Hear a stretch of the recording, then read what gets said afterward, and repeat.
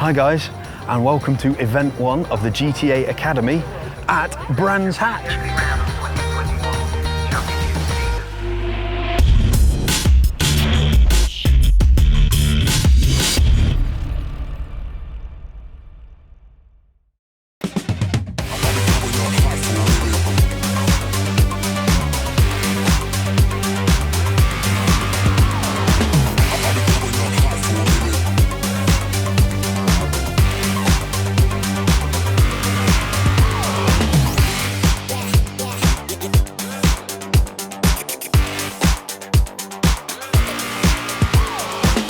I've been coming up hot for a minute.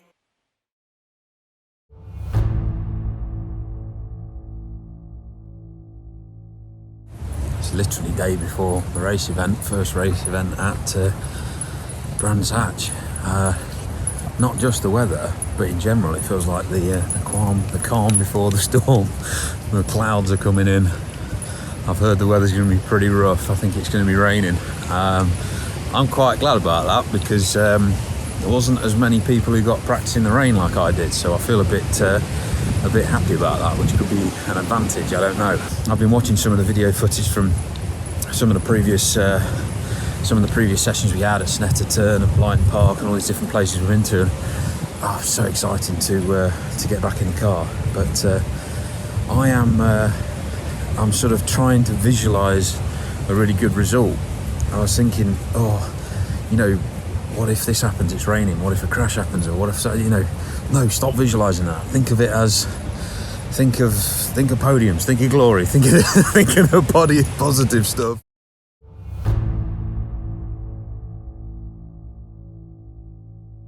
Just make a cup of tea before I head down the track. It's about 10 to 7 in the morning right now. The weather is the most horrendous thing. It is just literally horrificness. I don't know if you can see. Nerves are kicking in big time right now.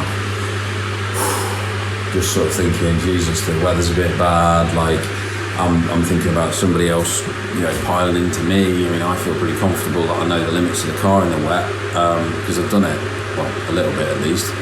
I know there's a lot of people on the grid who've never driven those cars in the wet, and I'm sort of thinking, oh my God, are they just going to not understand how much you have to slow down and just clatter into everyone? And I don't want to be collected by their mistake. And I've got loads of stuff going through my head.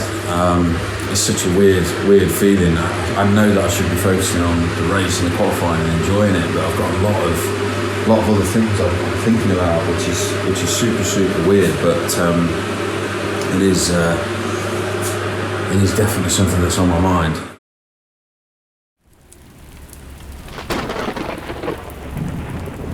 Arriving at the track for the first practice session, it certainly was mixed conditions. I was happy with my progress in session 1. I had a good set of laps, a good set of times came in, and I felt that the car was working well underneath me. Here we are, Ginetta. Literally just about to go back out for session 2. Session 1 practice this morning was pretty good. Just literally excited to get back in the car now. Back out on track, the day was getting better and better. I was enjoying myself more and more. I was gaining in confidence lap by lap. However, within practice session 3 out of the 4 that were available on the Friday test day, I unfortunately found myself in a position where I needed to come off track and take the car back to the awning for the team to work on.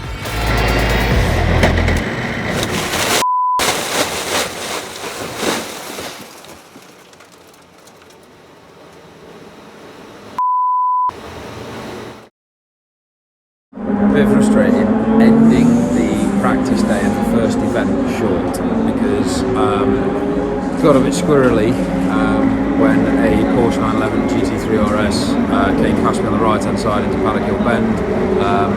He sort of then proceeded to jump straight in front of me and anchor right on, so I anchored on but I locked up and I went straight forward. No turning whatsoever, so I went straight forward and ended up heading towards the sort of the barrier at the top of Paddock Hill Bend. Bit of a glancing blow, so it actually wasn't too bad in the end. I managed to get away with it. We're just actually here in the hospitality now. It's just been set up, so we've been using the hospitality space, and this is awesome. This place is like a nightclub. It's amazing. So yeah, it's super cool. Hopefully the team will be here tomorrow to take a bit more photo footage, video footage, but there's some really cool spaces in here. And I'll tell you what, I'll take you for a walk around. So we'll walk around, so we've got like, just behind me now is like where we all sit, it's food and all that. In the middle there's like space for drinks and all those bits. And then we've got this wicked bar at the entrance, right? Check this out. Super cool. So we've got like big like Ginetta entrance and all that sort of thing. It gives me a chance to sit with Max for a bit, and we're going to go through some times because I'm not going to be out. And and I'll blame Angus next time I go off. As a result of my trip into the gravel, I was taken to one side by the team manager Ben Highland, who broke the news to me that I unfortunately wouldn't be taking part in the final practice session of the day. There was simply too much gravel inside all the body panels and engine parts. This meant I was going to miss the final practice session of the day before tomorrow's qualifying, which resulted in a huge blow to my confidence. This is my car for today, in bits behind me. It's just absolutely, like, completely full of gravel. So they've been taking the gravel out, there's a big pile of it down here. All of that was like literally in my car. It's just absolutely ditched, all this gravel and everything here as well. So it collected a good bit. There's the bodywork where it's scuffed into the bumper, which is a bit of a shame. But here we are, I'll take it off for tomorrow. So I'll pick it back up tomorrow, but it'll be qualifying then. So holy that's going to be intense, especially if the weather keeps on like this, because it is going to be like this.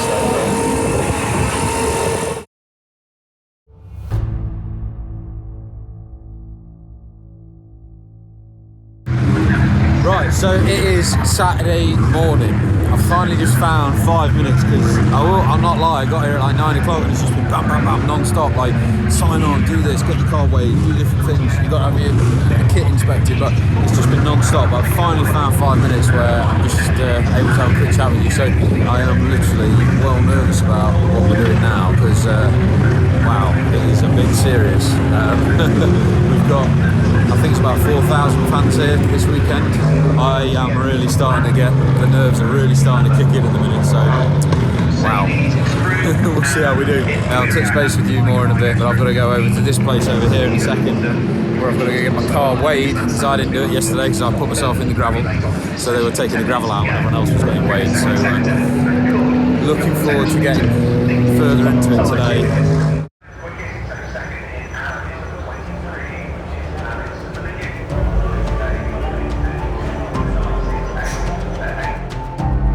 We're about to head out towards qualifying very soon. Based on testing and various different things against the other competitors and timings that we've seen over the weekend so far, I'm sort of sat between kind of 5th and 8th at the moment in the standings, so I'm super excited to see how that translates into qualifying. We've got a different setup on the car because as you can see, the sky behind us sort of brightened up and we've got a lot of blue sky now. We were doing wet testing, now we're doing dry qualifying, and to be honest, if the weather holds out like this, it'll be a dry race as well, which we weren't expecting. So I really can't wait to see how the qualifying and the race are going to compare to each other as well. So I'm excited to get qualifying done, then I'm super excited to see how we get on in the actual race. As I went out on track, I was trying to remember all of my training, all of my practicing, and all of the advice that I've been given by Max, James and Mike Simpson.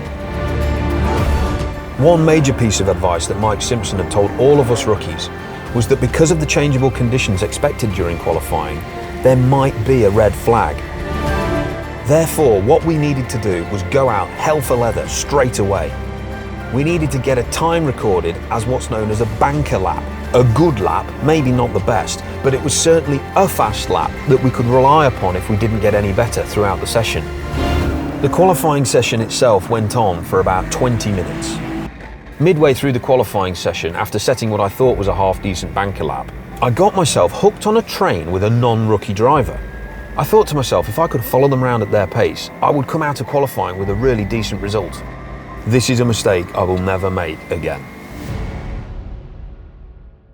We've just come back in from qualifying and I'm not in the best of moods, if I'm honest with you. That really wasn't how I was expecting things to go.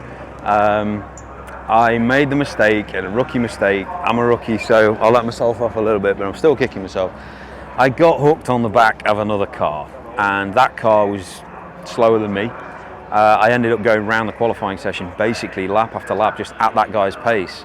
And I made the mistake of not actually backing off, giving myself half a lap to really go hell for leather, and then before I caught up with him again. It's a mistake I'm not going to make again. But what's happened is, instead of being in sort of P5, 6 or 8, where I was hoping to be, I've ended up in P17, which is absolutely not where I wanted to be. Now, the good thing is it means I've got a lot of fun coming up in the race, because I've got a lot of relatively slower members that I hopefully will be able to get past pretty early on. But it does mean that I am starting towards the back of the grid, which is not as fun. So I'm going to go get a drink and relax for a bit and lick my wounds, and then hopefully come back fighting when we get to the race later on this afternoon. So I'll catch you in a bit. As I soon found out, after qualifying on a race weekend, there's actually a lot of downtime and sitting around. We enjoyed our time in hospitality, having cups of coffee and watching some of the other racing. Then it was time to get ready, get my helmet on and get out on track.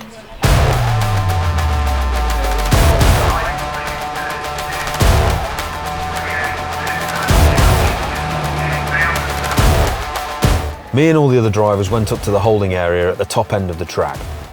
And then, before I had time to think about anything else, it was time to get on track.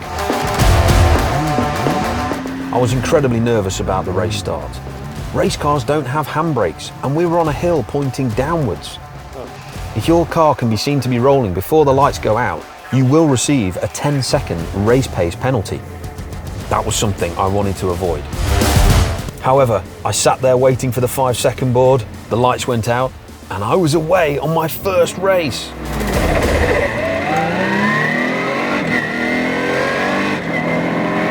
The first corner was an absolute skirmish. There was cars left and right of me, in front of me, behind me.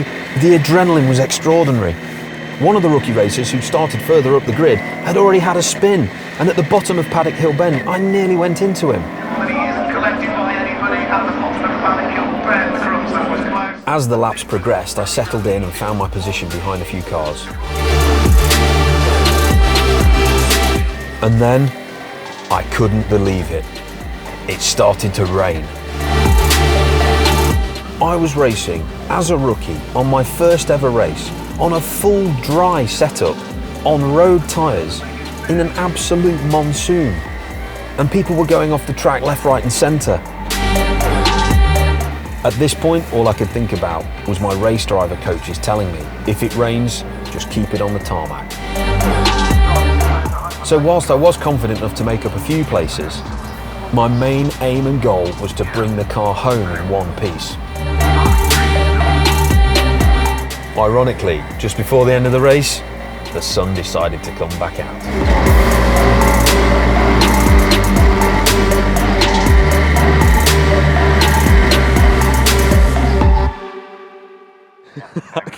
I can't believe I've actually just finished my first race. There was spins, there was crashes, there was loads of stuff. I managed to make it up from P17 to P11, I've just found out, so I'm absolutely thrilled with that. I'm gutted I didn't get in the top 10, but still, I'm still over the moon with that. The conditions were horrendous. As soon as we got into the middle of the second lap, the literal heavens opened, and it was literally like a monsoon driving. It was absolutely insane.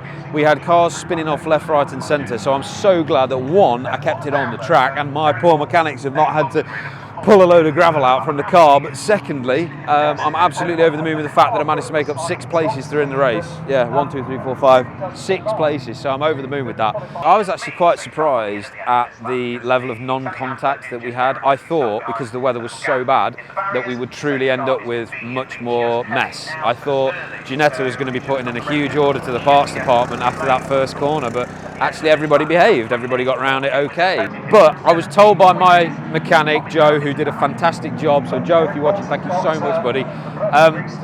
The setup we went out on was a full dry setup because the track was bone dry when we started the first green lap and the first lap of the session. Lap 2, the heavens opened, it went pissing wet, like ridiculously wet, monsoon treachery, and obviously that is the absolute worst it could have been. So I've pretty much experienced the worst it's going to get in terms of controllability and stability under the tyres in the car, which makes me feel pretty comfortable as well for the rest of the season now. I've gone through the worst of it. It's like when you go to Alton Towers, you go to Nemesis first, and then you're not scared of the rest. It's that kind of thing.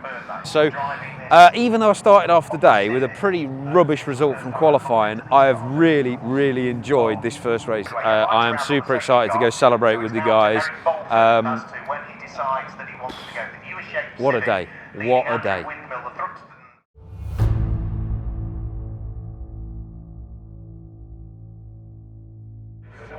The start of race 2 began with the same skirmish. The red lights are on. Round number 2 of the Ginetta GT Academy gets underway, and it's not a pretty start. Everybody ducking and diving into turn 1. The field, though, bears down upon Paddock Hill Bend. Lots of shuffling of the orders, leaning on each other further back. One car is on the grass. But unfortunately, on lap 2, just ahead of me, oh, as we've seen a spin, and there's another spin into them as well, and a bit of fiberglass going, spin. I think there's another spin in sympathy as a drive off in the background as well. in an effort to avoid the impending collision that was ahead of me, I ended up in a sympathy spin, resulting in me pointing completely the wrong way down the racetrack. I floored the throttle and planned to catch up with the rest of the pack. Then the number 20 buries itself in the gravel trap. That possibly wasn't the smartest thing to do. Edward Akers trying to do a bit of a three-point turn there and ended up driving into the gravel. This was hugely embarrassing, frustrating and annoying. Tough corner, Surtees at the best of times, and obviously a spin in sympathy ends badly into the front of him as well. And he then had the presence of mind to try and get the car off the road, whilst in the background, the number 20 of Ed Akers tried to do the same thing. Well, and succeeded, I suppose. He is off the road now. I couldn't believe I'd done something so stupid and ruined my opportunity to actually drive round in the race. Even if I was at the back, I still would have enjoyed it. I couldn't believe I'd accidentally, without even crashing, put myself out of the race. Shame that. A lot of work's gone into preparing these cars, brand new cars, of course, ahead of the season. I already had the feeling that this was something I was going to find hard to live down amongst my other rookie racers. In race 3, I did not get the best of starts. Red lights go out for the third and final time. We're racing in GT Academy. A lot of cars went off ahead in front of me. I truly was battling for the back of the grid. However, I was determined to make up for the shambles of race 2.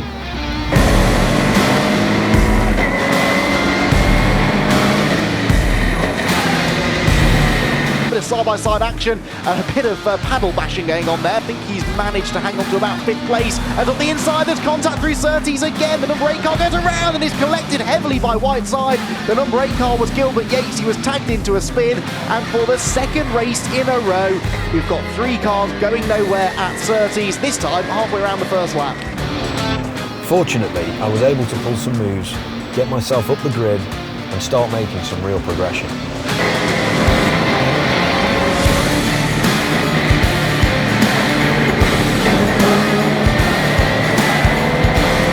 And they all continue on their way.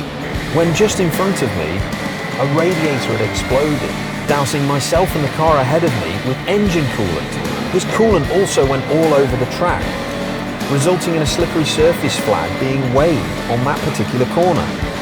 Despite the flags, some of the other rookies were unfortunately not aware of just how slippy that corner had become. This now doesn't look like 8.5 tenths of a second, and they both get very sideways through Surtees. What was that all about? Fluid on the track, maybe? Both the top 2 cars had a big moment going through Sterling's corner. And yes, there are more people going off behind. There must be fluid down at the left-hander. Darren Leunger's gone round from 6th place, 2nd place in the rookie category. And that has to be somebody on the track, right? Seeing that one of the other rookies, Darren Leung, had unfortunately had a spin, I was able to capitalise and go through onto what was going to be my first ever podium. And look at this battle across the line. This is the fight for 8th place, and Ed Akers from the back of the grid snatches 8th on the last lap. A P2 finish in my 3rd ever race in the rookie class, with a P8 finish overall. My driver coach Max was over the moon for me. It was an incredible feeling to be able to finish this fantastic maiden weekend on an unbelievable high. There is something about motorsport that truly brings people together, We'd only had one race event and we'd already begun to build a fantastic bond of friendship across the full Want to Race rookie team. This weekend has been absolutely unbelievable. Thank you so much to everybody who's tuned in to watch this episode. Please don't forget to subscribe and press the bell button so that you get a notification when things happen. Event 2 will be at Donington, so we'll be looking forward to that, and yeah, I'll catch you guys soon.